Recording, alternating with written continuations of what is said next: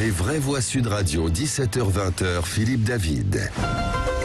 Nous avons décidé, sur 4 semaines, de donner cette mission de pouvoir regarder partout sur le territoire, à la fois les difficultés des uns et des autres, et pouvoir, au 1er juillet au plus tard, remettre à la ministre un travail qui aura vocation à expliquer territoire par territoire là où sont les manques. Cette mission d'urgence, si je puis utiliser ce terme, cette mission flash, pour pouvoir, dès cet été, apporter des réponses très fortes pour consolider nos urgences dans cette période. Sud Radio, les vraies voix.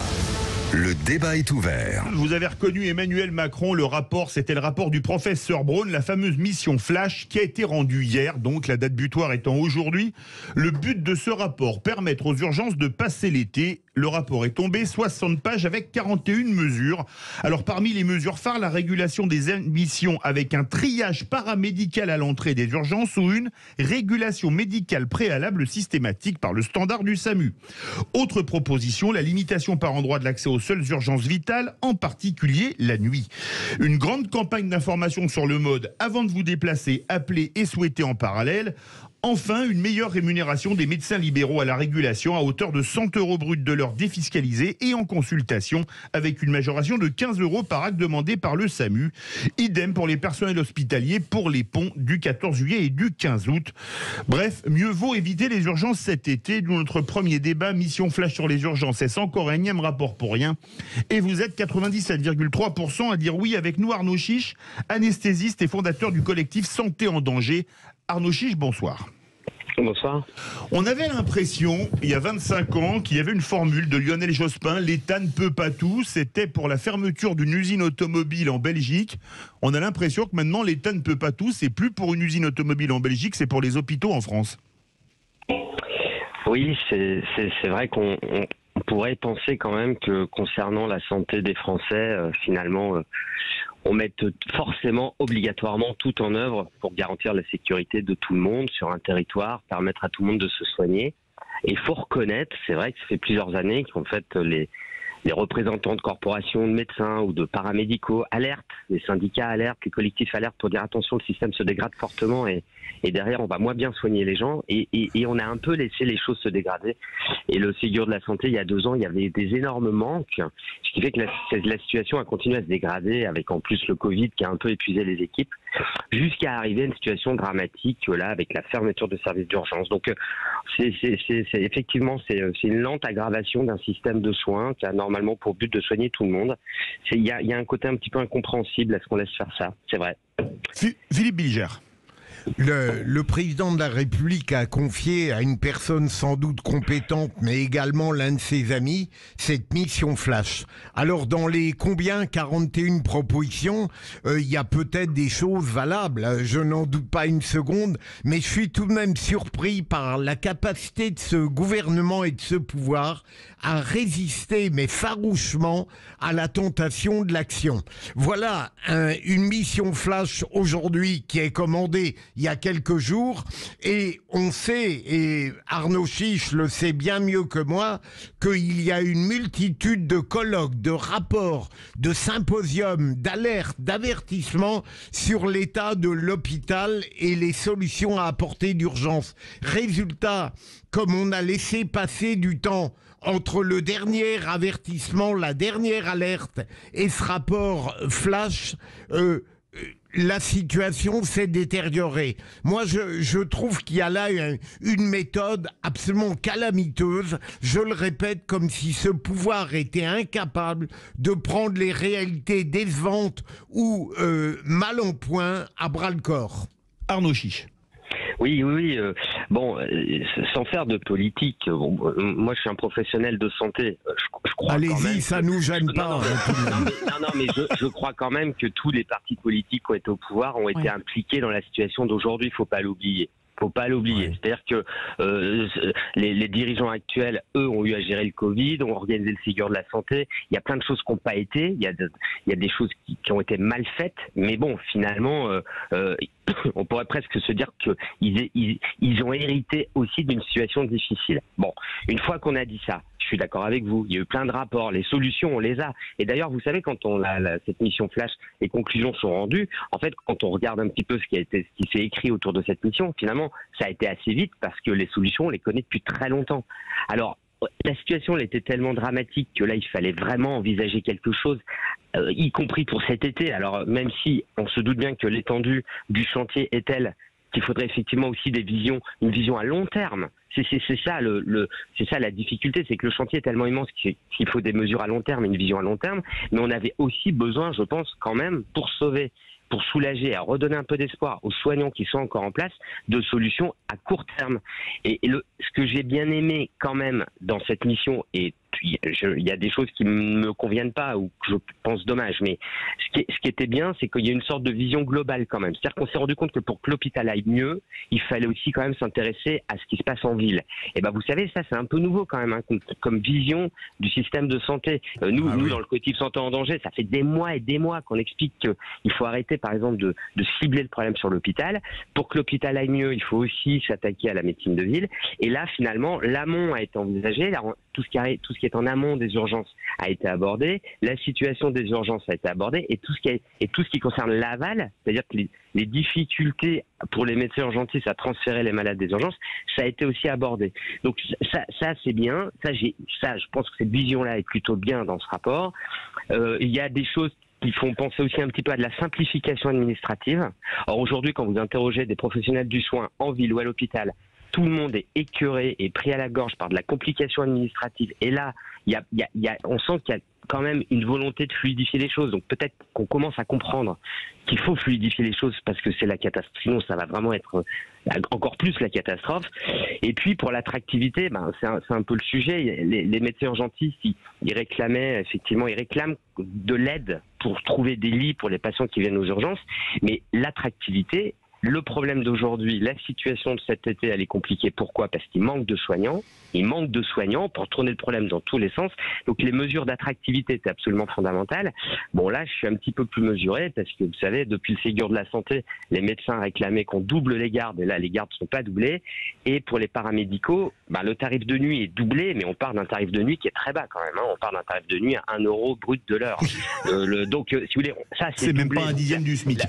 C'est doublé, donc la symbolique est là, si vous voulez, mais ça représente pas non plus des grosses sommes. Donc je ne sais pas si les mesures censées relancer l'attractivité et rassurer les soignants pour cet été vont suffire. Je ne sais pas. Il faut absolument qu'on échange avec eux, mais oui, il faut surtout que cette mission flash, j'espère, soit les prémices d'un grand plan santé derrière. Et alors, j'ai entendu parler d'une convention santé. Il faut surtout que ce soit les prémices d'un chantier plus grand derrière. C'est comme ça que je vois les choses. On va faire des bonnes idées, et juste j'ai fini là-dessus. Ce qu'il faut aussi, c'est comprendre qu'il y a des solutions là qui sont proposées, par exemple la fermeture des urgences de nuit, il faut quand même que ce soit quelque chose de dégradé et de temporaire. Oui. Et accepter qu'un jour on rouvre les services d'urgence. Ça me paraît quand même important. Et d'autres, par contre, toutes les bonnes idées dont on dit qu'elles vont être que ponctuelles pour cet été, eh ben non. Les bonnes idées, si elles marchent bien, il faut qu'elles deviennent pérennes. Donc je dirais que ça va être ça un peu la suite de cette mission flash, c'est de s'assurer que les solutions ultra dégradées ne durent pas dans le temps et que les bonnes idées, par contre, elles dépassent l'été. Parce que vous vous doutez bien qu'en septembre, en octobre, ça va encore être compliqué. Absolument. Véronique Langlais. Oui, non, moi ce qui m'inquiète, c'est qu'effectivement, on parle des hôpitaux, des cliniques, etc. Mais on ne regarde pas l'état des lieux des médecins de ville. Il y en a de moins en moins. Maintenant, pour avoir un rendez-vous avec un spécialiste, même dans une métropole, il faut parfois 6 mois. Alors j'ai écouté le débat lors des législatives et je me suis rendu compte que sur le territoire c'était la même chose. Je pense que c'est bien beau de vouloir mettre un pansement sur la blessure, mais il faudrait surtout faire cicatriser la blessure. Là, on a des manques de moyens, on a du personnel qui est à bout et je peux vous en parler aussi parce que j'ai ma gentille petite cousine qui était en réanimation, qui était infirmière, qui a fini par craquer parce que les moyens étaient en baisse, les horaires étaient en augmentation, qui avait pratiquement pratiquement un manque de respect, et je pèse mes mots, pour les patients, parce que quand on est face à du personnel qui n'en peut plus, qui est usé, il en va aussi de la vie des gens. Donc je pense qu'on ne doit pas effectivement penser à une solution de quelques semaines. On doit se positionner sur quelque chose de long, de pérenne. Aujourd'hui, on peut faire un AVC n'importe où, à n'importe quelle heure, une crise cardiaque. Un enfant peut naître aussi de manière inopinée, voilà. on prématuré, on en parlait il y a quelques minutes. On paye quand même suffisamment d'impôts pour avoir droit à un service. On est tous fiers de notre service de santé en France, et je pense que le sujet est suffisamment grave pour trouver des solutions et aller au-delà d'un rapport flash. Arnaud Chiche, il n'y a pas que les urgences qui vont pas bien, comme le disait Véronique Langlais, il y a aussi la médecine de ville. Oui, la médecine de ville, bien sûr, il y a, si vous voulez, il manque de médecins généralistes. Il faut savoir que toutes les professions de la ville, les professions, les infirmiers libéraux, etc., tous les professionnels du soin qui travaillent en ville, eux, n'ont pas été concernés par le Ségur de la santé. Et eux, là, bon, ils sont pas très concernés non plus, hein, on ne fait pas allusion à eux. Les médecins généralistes, eux, on essaye de... Il y en a pas assez, c'est pas de leur faute.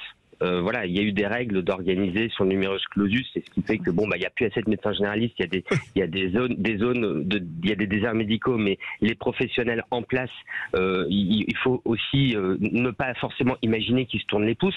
Souvent, c'est des médecins qui font tout ce qu'ils peuvent. Là, on va leur demander de venir filer, de venir renforcer.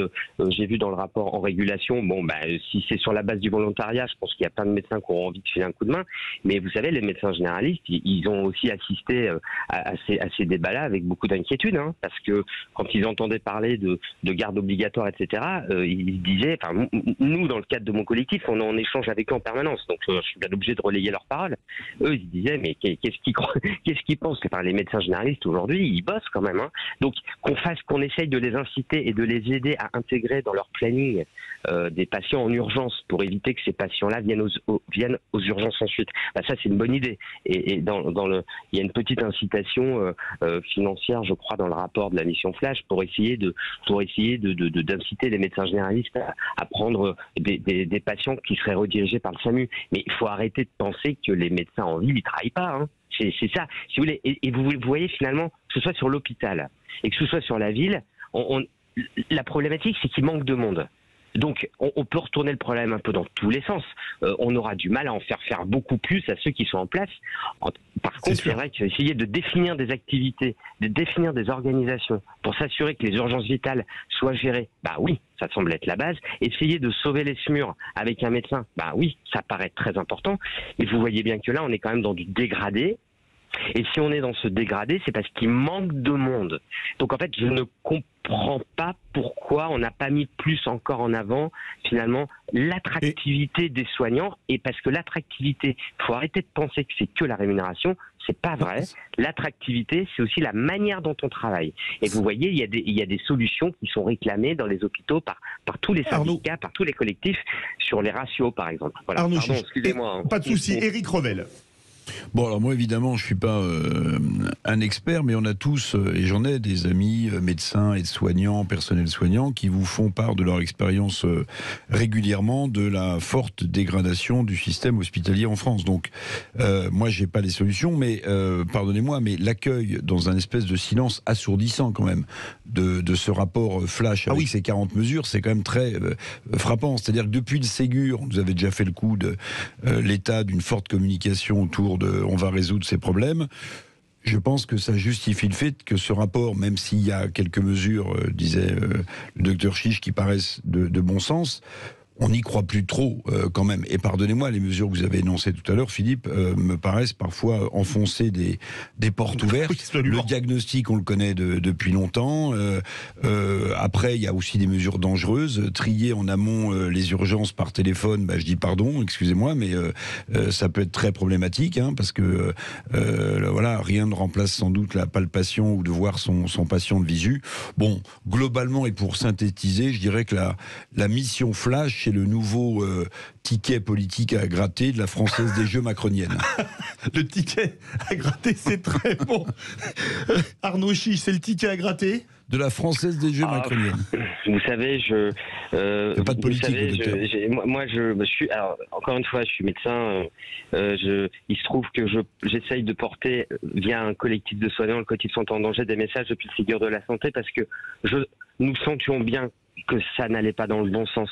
Alors, vous savez, quand on est médecin et quand on raisonne sur le système de santé à un petit peu plus grande échelle, on essaye de comprendre pourquoi les dirigeants mettent tant de temps à accepter les évidences, quels qu'ils soient. Vous voyez, le propos, c'est quel qu'il soit. Quand on est dans un pays moderne comme la France, quand on assiste en plus, quand on sait qu'on va vers une période de réchauffement climatique et qu'on aura des canicules, quand on voit que au niveau géopolitique, il peut se passer plein de choses. Quand on voit le vieillissement de la population, on se dit, bon, mince, un pays moderne, nous, on doit quand même avoir un système de santé robuste. Peut-être qu'il faut le révolutionner, peut-être que l'ancien système a vécu, mais bon, c'est pas grave. C'est un très beau chantier envisagé. Face aux nouvelles échéances qui nous attendent, finalement, replacer un système de santé au centre de l'économie qui reposerait beaucoup sur une logique de prévention, de développement durable, etc. Vous voyez, ça peut être quelque chose d'assez fantastique à imaginer. Et je suis un peu triste qu'on soit obligé de continuer à porter des messages d'évidence en disant que s'il n'y a pas assez de monde qui fait ce métier-là, ça marchera pas. Donc en fait, c'est un peu fatigant de devoir expliquer sans cesse que oui, un 1 euro ou 2 euros brut de l'heure quand on est une infirmière, forcément on n'a pas envie de travailler la nuit, quoi. Ça donne pas envie aux jeunes. Et bon voilà, je suis un petit peu désabusé. Un petit peu désabusé. Voilà. Mais bon, c'est pas grave, on continue le combat quand même, on essaie de porter les messages. Vous savez, ce qui est bien en ce moment, c'est que les syndicats, les collectifs, toutes les grandes corporations se parlent et globalement défendent tous la même chose. Donc, je crois que si toutes les organisations qui défendent un message un peu humaniste, un peu de bon sens sur l'organisation du système de santé, je me dis qu'au bout d'un moment, ça va finir quand même, le message va finir par rentrer. Et encore une fois, dans cette mission Flash, il y a des choses insuffisantes. Il y a aussi des bribes, j'ai quand même envie d'y voir quelques bribes d'espoir sur tout ce qui est simplification, vous voyez, faciliter les choses. Vous voyez, c'est des mots qui étaient dans le rapport qui nous font beaucoup bien. Ne soyez pas chiche de vos efforts. Non. Merci. C'était le choc de simplification de François Hollande, mais quelques années après. Merci beaucoup Arnaud Chiche, anesthésiste et fondateur du collectif Santé en danger. Verdict sur Twitter. Est-ce que pour vous, la mission Flash sur les urgences est encore un énième rapport pour rien?